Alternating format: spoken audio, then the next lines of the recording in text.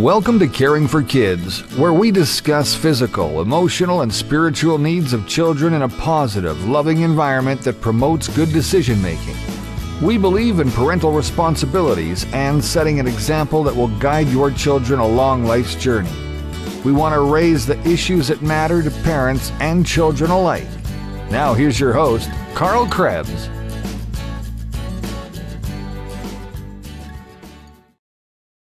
Well, welcome to segment 2 of Things That Matter and our inaugural show here for July 11th, 2024.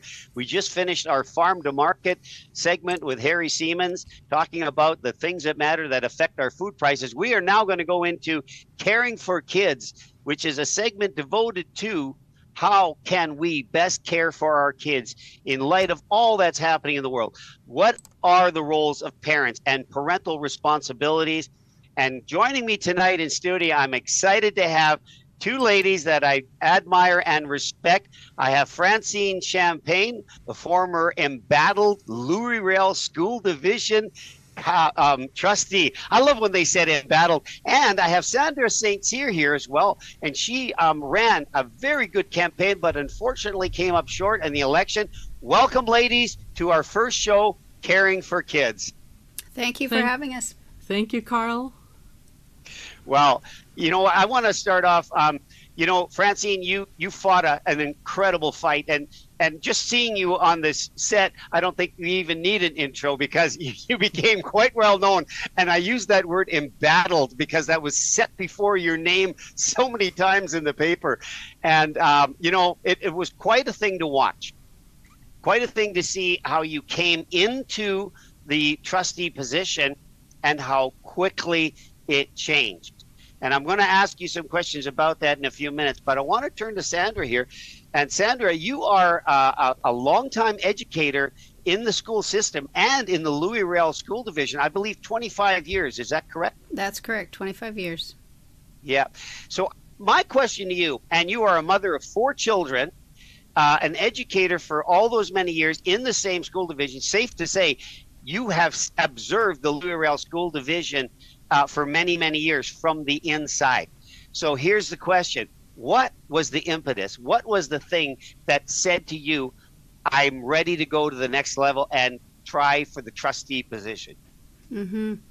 Well, it's the same reason that I was a dedicated teacher all those years, the children and the families. And that's what it's all about. And it really can't be about anything other than that. If we have a healthy relationship with the children and the families and they can trust us, then we're doing our jobs well. And I just have seen that break down over the past number of years. And I believe that there are some issues in the schools right now that are not in the best interests of the children and that the parents are generally unaware.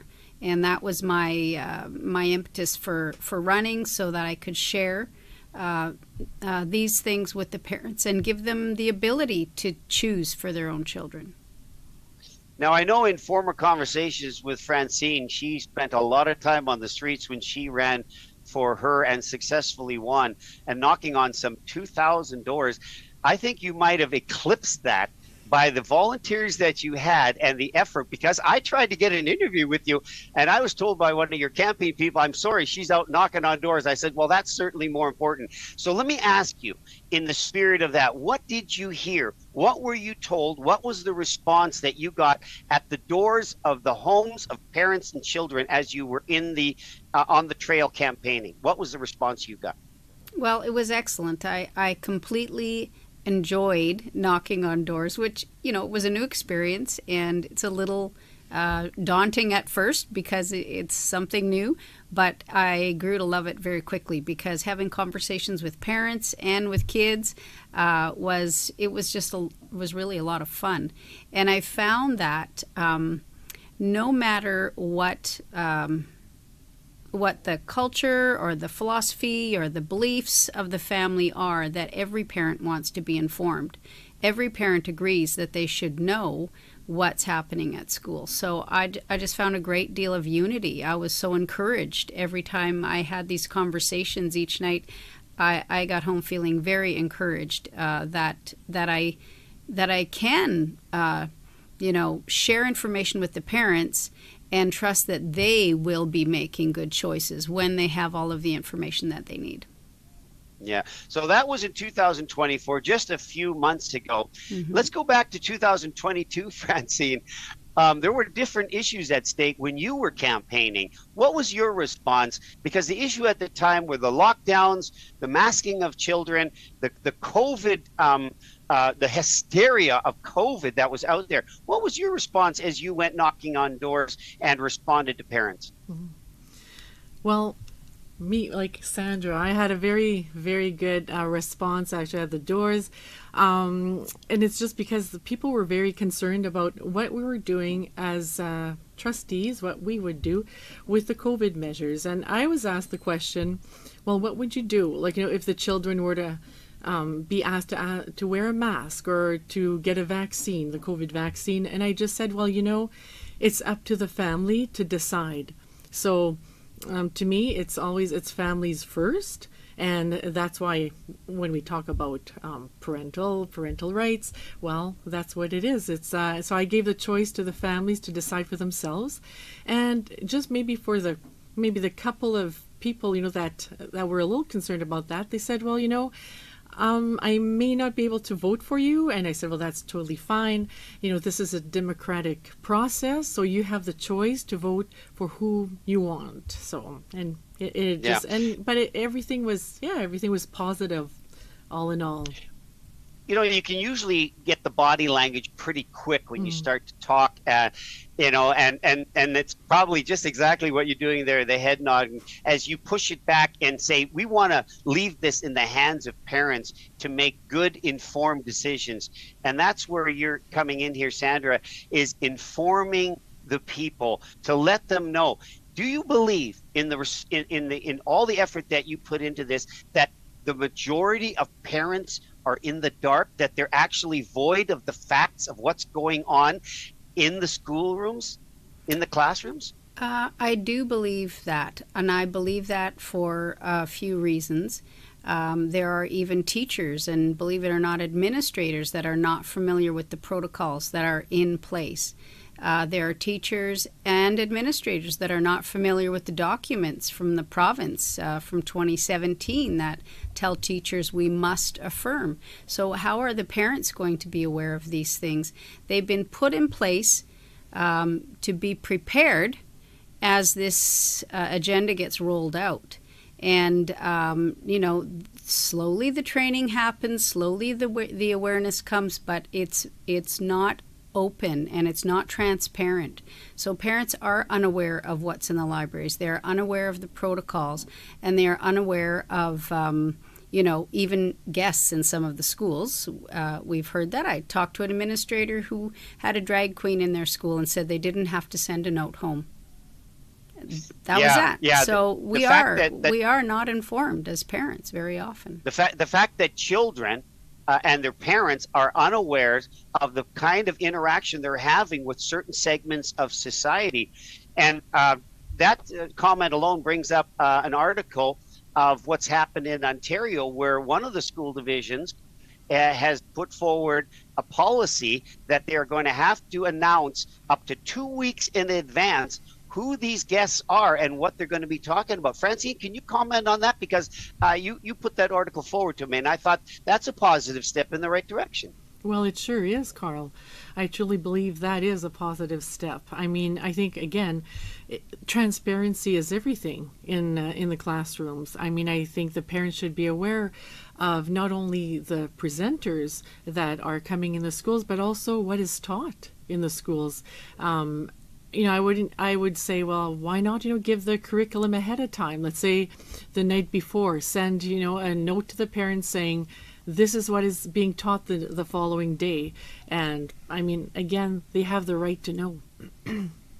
Yeah, they absolutely do. And I think, it's the responsibility of a parent to know that, and then to engage if necessary, to ask more questions about that. How do you see that playing a role? Like, Sandra, you when you talk to these parents, and because you just recently went through that whole thing, it truly is a saddening moment, I think, when we realize that parents have this bewildered look on their face as you let them know what's going on.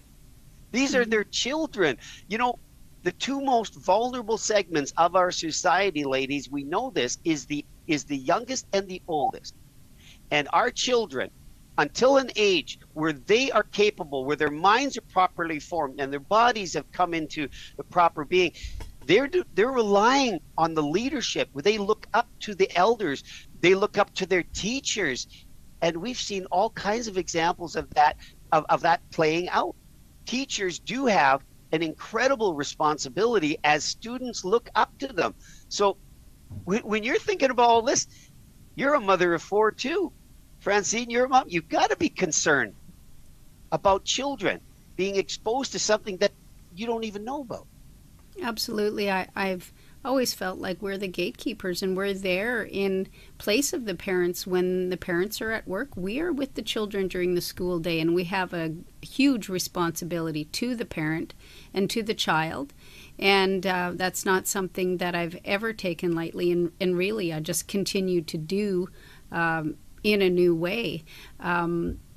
Children, I had excellent training in university and in LRSD. You know, I continued training. They offered excellent professional development, and we know the stages of child development. We know those milestones and those natural stages that they go through at the various ages, and we also know what they're able to understand and what they're not able to grasp. And that is why, you know, we save topics, or we return to topics as the child matures and can understand more and more about that topic. There is nothing that any teacher really could show in any concrete way that would say that a child could understand the concept of human sexuality at such a young age, that they would have any way to think forward about the ramifications of decisions they may make in, you know, selecting a gender other than their natural born gender. The language that's in the protocols say that they've been assigned a gender, and that's misleading. If we aren't telling the truth, then we are misleading the child. And the child looks to the adult to make sense of the world around them. I can't think of anything more sort of really damaging to a child than to not have a sense of self, to not know whether they're male or female, to not know how they're going to grow up in the world. That's a huge misleading concept to present to any child.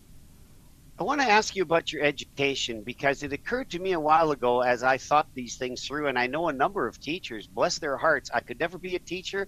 I know how I was as a student. I would have kicked me out of my own classroom if I was there to take authority over me. But you that are teachers, really with the heart of a teacher, are truly remarkable. But your education, was there any facet of it that was devoted to sexuality, such as we're seeing, you know, being portrayed in the education system right now? And I want Francine to respond to this as well, because we're seeing sexuality dominating the agenda. No, I didn't have any training. It's biology is what we teach children, or their physiology as they grow and change and develop, and that's in the curriculum. The curriculum hasn't been changed at this point, and these agendas are coming in through the libraries and through the DEI, you know, agendas in the school division.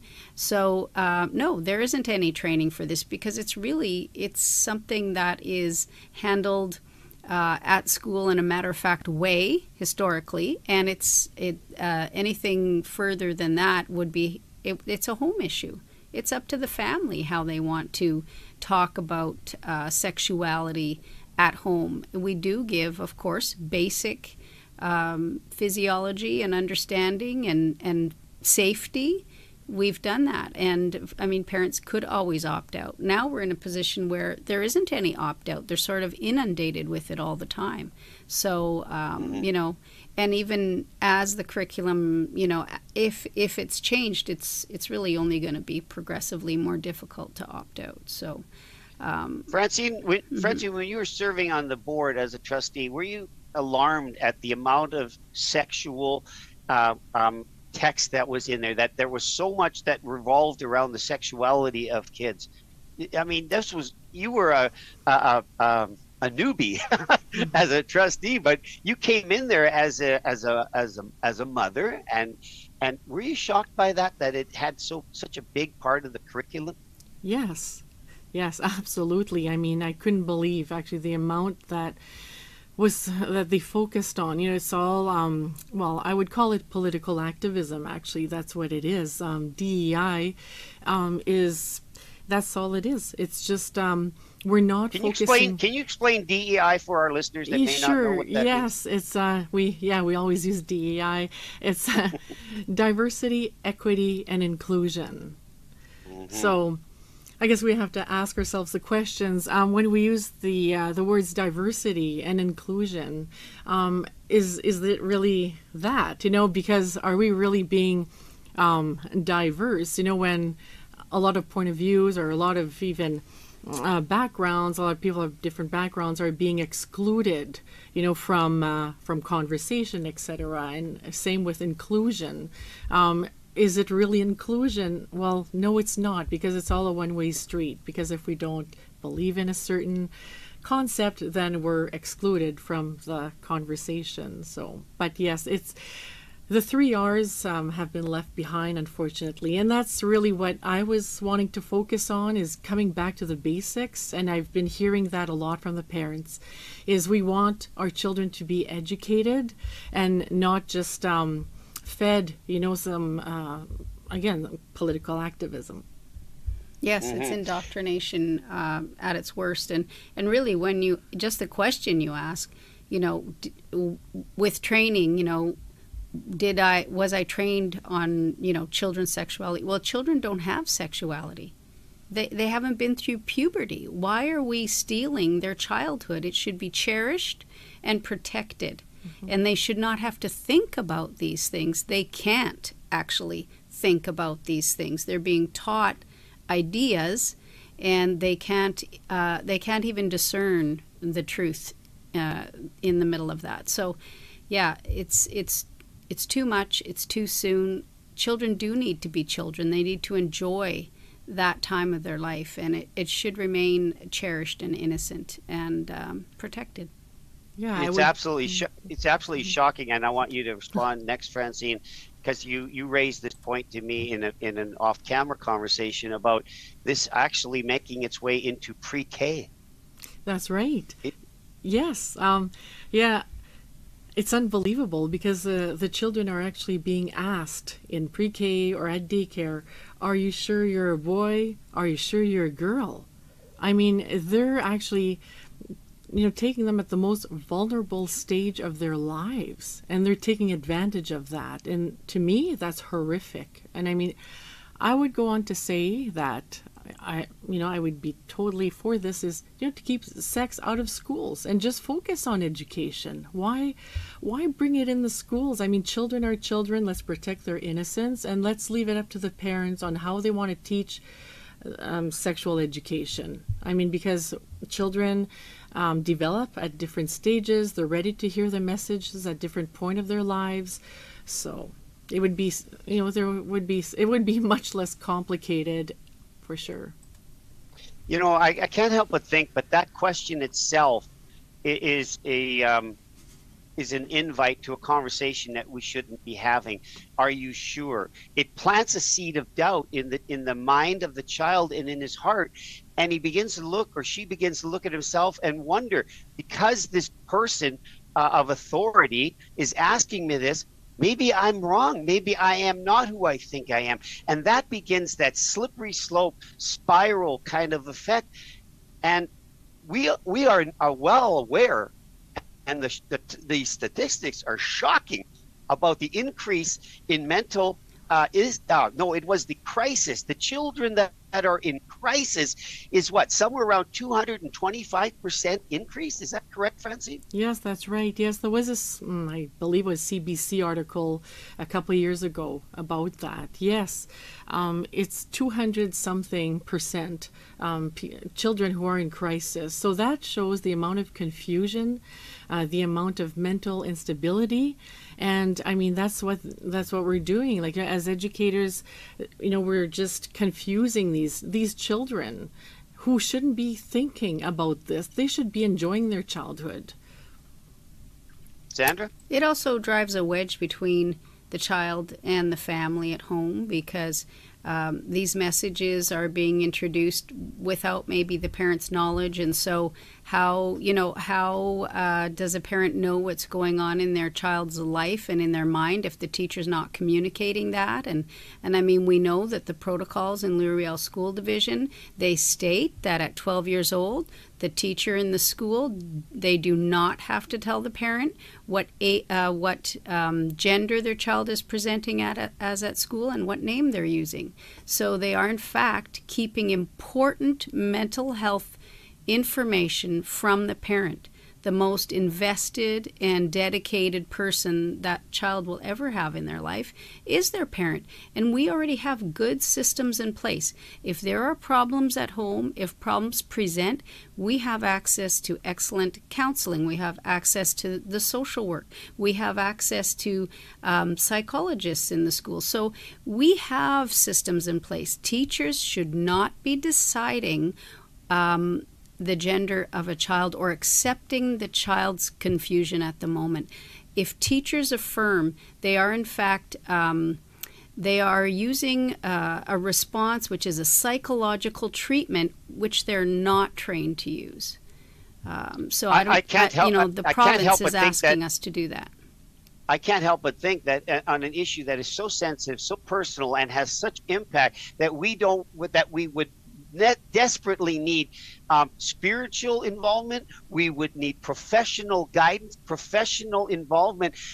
As you said, and I'm glad you said it, teachers are not equipped to, but yet they're asked to wade into these waters that they're unfamiliar with. They don't even know how deep the water is, because once you open it up, it's incredible to think what the implications could be to that child. Now they're in a state of, now that's the crisis we were just talking about. That's adding right. to those percentages. Mm-hmm. Once a child starts to socially transition, the chances of them taking then drugs, puberty blockers, or cross-sex hormones, or even going on to surgery, it exponentially increases if they're going through social transition. Because if they're confused and in pain or have any other issues going on, mental health issues, they're not finding the satisfaction in just socially transitioning. So they keep going to the next level and the next level and the next level, hoping it's going to help them. And of course, it can be completely tragic by the end, or else they're lifelong drug users trying to, keep their bodies tricked into the wrong gender. And some of these things, as you touched on it, Francine, the operations and the surgeries, they can't be undone. And we've seen these beautiful young bodies being just destroyed that cannot be rebuilt. And I can't help but think that somewhere down the line, there's going to be just a hint of a doubt about what they did that can't be undone. We need to tread so carefully here. And we all know that the kids are our future. But more importantly, as I age, I am aware that these children are one day going to govern over us. They're going to be in decision-making, responsible positions to make decisions about perhaps my life, my best health, and so forth. If we are raising a generation that is going to suffer from some dysphoria that we can't quantify, how dangerous is that? Because these things are all going to manifest themselves forward. We have even yet to see what the daycare generation will be like when it takes positions of responsibility. Heaven forbid, when this plays itself out 20 and 30 years from now, where are we going to be? We're going to be in a horrible position, ladies. We'll be searching for the truth. And when you say, Yeah. things that matter, the truth matters. It absolutely matters. It's foundational to how we relate to others, relate to the world, and function as a society. So we have to tell children the truth. We have to Yeah. speak the truth ourselves, and we need to be afraid. We need to stop being afraid to have difficult conversations, or to even admit that there's more than one way to look at the world. It All right. can't be all DEI. Yeah, no, it can't be that. No, it can't, because there's no conversation at those tables. Because the minute you stand up and even raise the concern, you're shut down. You're banned from attending meetings, as we saw. So many of us, including myself, was banned by attending. So imagine parents not being able to attend these meetings and observe it. So in the final minutes that we have here, I want you to speak to the go forward, because Sandra, I know I heard you on another interview that you're committed to staying in this, that this was a by-election, and in 2 years there's going to be a full election. And tell me what your plans are in going forward. And then I want to move to you, Francine, as coming out of that system, and what you see your role is going forward. First to you, Sandra. Well, what I want to do is continue to speak to parents and families. I did that before as a teacher, and I did my very best to let parents know what was in the library. I was able to adjudicate some of the materials, the books in our libraries, and have them removed in LRSD. That was years ago, back in 2011. And I want to keep talking to parents. So that's what I'm committed to doing, is speaking to parents wherever I can, however I can. So thank you very much for this opportunity.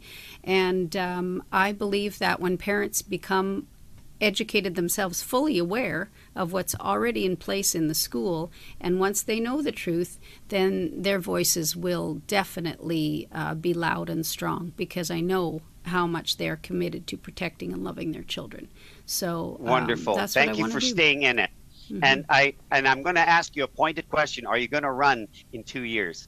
I'm not going to make any promises, but I know that as the time approaches, I will have a clear idea if that's the right time and the right thing for me to do. I'm not doing this for myself, but I am really invested, and if there's a better person, I'll support that person. So I'm not saying that I have all the answers. What I want to do is continue having conversations with parents, and if it ends up that that's the best thing for the families of LRSD, then I'm happy to do whatever I can, whatever role it is.